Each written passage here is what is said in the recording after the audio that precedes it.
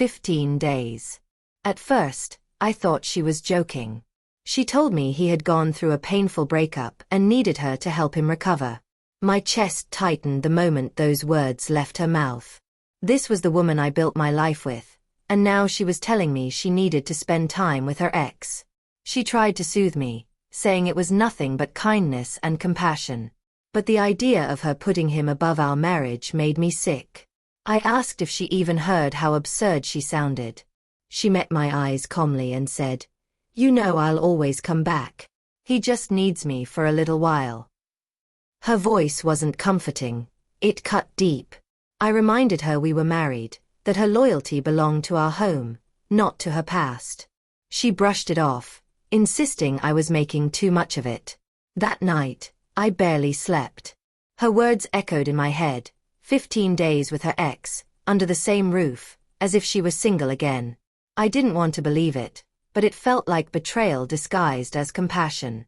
I kept asking myself what kind of man allows his wife to live with another man. I felt cornered, torn between my dignity and the ache in my chest. The next morning, she packed a small bag. I stood frozen as she folded clothes casually, like she was preparing for a harmless trip. I asked one last time if this was truly what she wanted. She nodded, kissed my cheek and whispered, "It's just until he's better." Then she left. From the hallway, our daughter Lily had been watching. 16 years old, old enough to understand. That evening she asked quietly, "Dad, are you okay?" I forced a smile, but she wasn't convinced. Her voice shook when she whispered, "Why is Mom choosing him?" I held her tightly, hiding my own pain. The house felt unbearably empty over the next few days. Lily went through the motions, but I could see the sadness in her eyes. She had always looked up to her mother, and now there was disappointment written all over her face. On the 4th day, she made a choice I never expected. She called her mother and told her she wouldn't speak to her until she came back home permanently. When my wife heard that, she was furious. She called me, accusing me of turning Lily against her. I told her the truth. I hadn't said a word. Lily had decided on her own. It wasn't me she betrayed. It was us. She went quiet, then hung up.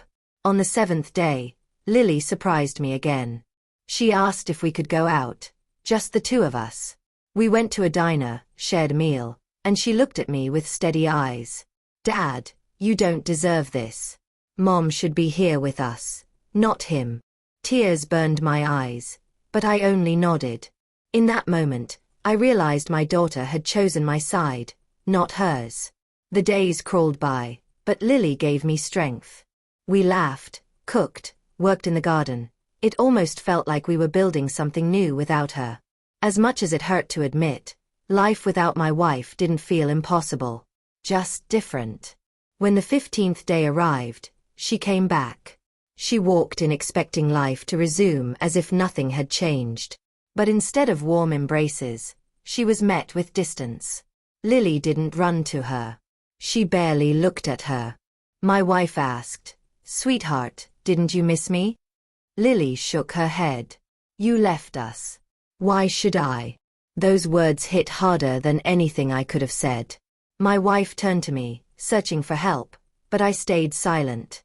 This wasn't my battle anymore. It was hers to face with the daughter she had wounded. For the first time, she understood that choices carry consequences words can't erase. That night, she tried explaining herself, but Lily wouldn't listen. She stood by me, the one who stayed, the one who didn't walk away. In that moment, I knew everything had shifted forever. She had gone to heal him, but in the process, she shattered something in her own home. The next morning, she sat at the kitchen table with swollen eyes, waiting for Lily to come down. When our daughter finally entered, she didn't even glance at her mother. She walked straight to me, kissed my cheek and said, "Good morning, Dad." The silence that followed was unbearable. My wife broke down, begging Lily to forgive her. But Lily shook her head and whispered, "You left us for him.